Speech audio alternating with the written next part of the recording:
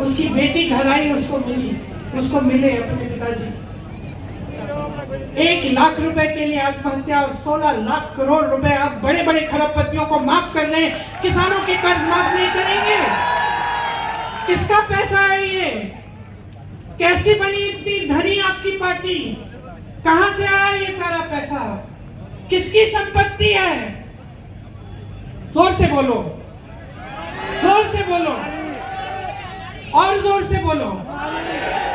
आपकी संपत्ति है, आपकी संपत्ति है।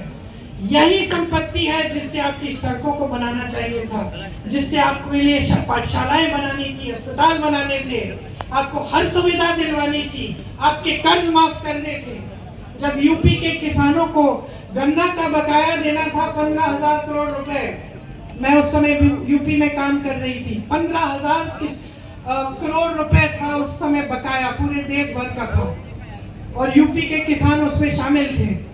मोदी जी ने क्या किया? वो बकाया दिया। मोदी जी ने उसी समय, कोविड के समय, ये ऐलान किया कि 20,000 करोड़ रुपए का नया संसद भवन बनेगा। 20,000 करोड़ रुपए का नया संसद भवन बनाएंगे और 15,000 करोड़ रुपए का किसान का बकाया नहीं देंगे। ये उनकी नीयत है। अच्छा खासा संसद भवन था, 70 सालों से चल रहा था, किसी को कोई असुविधा नहीं हुई। पंडित जवाहरलाल नेहरू जी से लेकर वाजपेयी जी तक वहां पे सब उसी संसद में बैठे। अब बदलने की जरूरत क्या है भाई? क्योंकि हम शहंशाह हैं, हम सब कुछ कर सकते हैं। तो अब आप समझ लीजिए।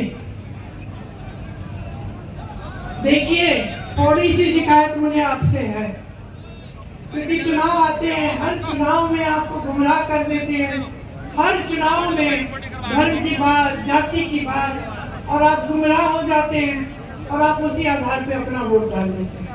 और मैं सिर्फ यहाँ पे इसलिए आई हूँ आपसे कहने के लिए, अपने लिए अपना वोट दो, अपनी समस्याओं के आधार पर दो। किसी नेता को मत देखो, पार्टी को मत देखो, आप ये देखो कि भाई विकास कौन लाएगा मेरे गांव में, मेरे जीवन में तरक्की कैसे होगी। कांग्रेस पार्टी बता रही है, ये रहा हमारा न्याय पत्र, सबके लिए कुछ है इसमें।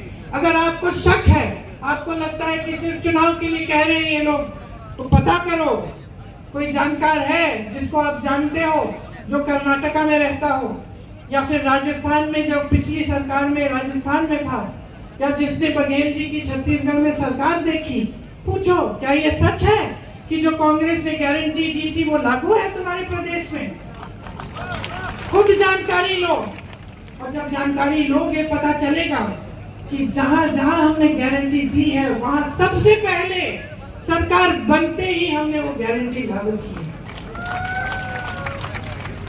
हम उस राजनीतिक परंपरा से आते हैं जिसका सबसे महान बेटा आपका बेटा था। महात्मा गांधी जी की राजनीतिक परंपरा से आते हैं, सत्य की परंपरा है। इससे बड़ी हिंदू धर्म में कोई परंपरा नहीं है। जितने भी भगवान हैं, जितने भी गुरु हैं, जितने भी संत रहे, सबने हमें यही कहा, सत्य के पथ पर चलो। उसी पथ पर महात्मा गांधी जी चले, उसी पथ पर कांग्रेस पार्टी चली। हाँ, हो सकता है कि कभी 55 साल सरकार रही कि कुछ गलतियां हुई, लेकिन उसमें भी सुधार लाए। आज हम एक नई चेतना के साथ आपके सामने आए हैं, क्योंकि हम देख रहे हैं कि जो देश में हो रहा है वो गलत है। हम चाहते हैं कि वो पुरानी परंपरा हमारी, सत्य की परंपरा, सेवा की परंपरा, आपके प्रति हर नेता को समर्पित करने की परंपरा आज फिर से देश में लागू है। तो मैं बहुत लंबी बातें कर चुकी हूँ। आशा है आप, मैं जानती हूँ आपने बहुत ध्यान से सुना, लेकिन आशा है